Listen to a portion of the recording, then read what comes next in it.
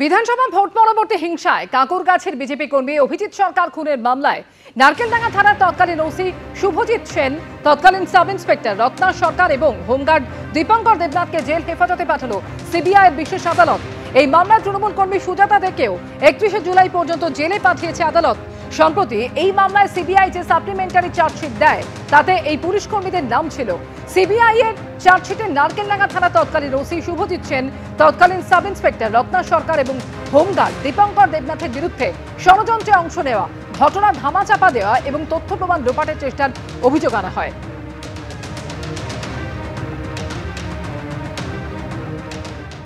আইনের ঊর্ধ্বে কেউ না, এবং বিচারক নিজেই বলছিল একটা কথা যে রক্ষকই যখন ভক্ষক সমাজের কি হবে, তার স্পষ্ট বার্তা দিয়ে দিল যে আইনের ঊর্ধ্বে কোনো নেতা, মন্ত্রী, পুলিশও আইনের ঊর্ধ্বে নয়।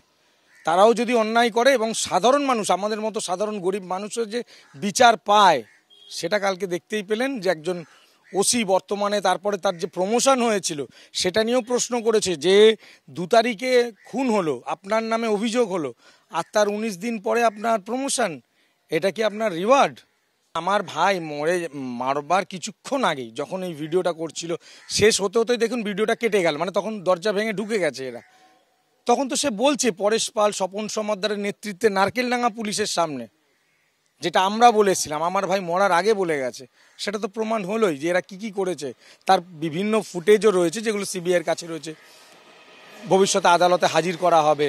পুলিশ দাঁড়িয়ে থেকে খুন করিয়েছে এবং খুনের প্রমাণ লোপাট করিয়েছে এই পুলিশ, এই ওসি, এই রত্না সরকার, এই দীপঙ্কররা। তার মদতে এই পরেশ পাল, স্বপন সমাদ্দারদের মদতে হাইকোর্টের, মহামান্য হাইকোর্টের অর্ডার, কোথাও স্টে নেই, কোথাও কোনো স্টে নেই, কোথাও তাদের রক্ষা কবচ নেই। শুধুমাত্র বলেছেন যে আগস্টের প্রথম সপ্তাহ বাদ দিয়ে যে কোনো দিন এই 3 জনের জন্য একটা ডেট রাখতে বলেছেন, যেটা বিচারক করেছেন। কালকে 12 তারিখে এদের আবার সমন ইস্যু হয়েছে, আবার এদের পার্সোনালভাবে অ্যাপিয়ারেন্সের ডেট দিয়ে দিয়েছে 12 তারিখে।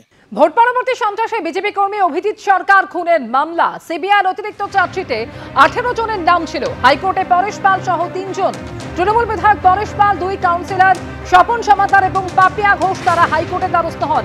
12 আগস্টের মধ্যে তৃণমূলের বিধায়ক 2 কাউন্সিলরকে সমন পাঠানোর নির্দেশ দেওয়া হয়েছে। আইন আইনের পথে চলবে। আমি আমার পক্ষ থেকে বলতে পারি যে এই ঘটনার বিন্দু বিসর্গ আমি জানতাম না, জানিও না, এর মধ্যে আমি যুক্তও নই। আমি সম্পূর্ণ নির্দোষ বলে এখনো নিজেকে মনে করি। আমি সিবিআই দপ্তরের যারা অফিসাররা আছেন তাদের কাছে আমার অনুরোধ থাকবে যে একজন নির্দোষ ব্যক্তিকে যদি এইভাবে নাম জড়ানো যায়, সামাজিক ক্ষেত্রে কতটা খারাপ হয় সেটা তাদের নিজেদের দিয়ে বিবেকে বিবেচনা করলে ভালো হয়। কারণ তারাও জানেন, তারা যদি সত্যি সত্যি তদন্ত করেন তাহলে নিশ্চয়ই জানবেন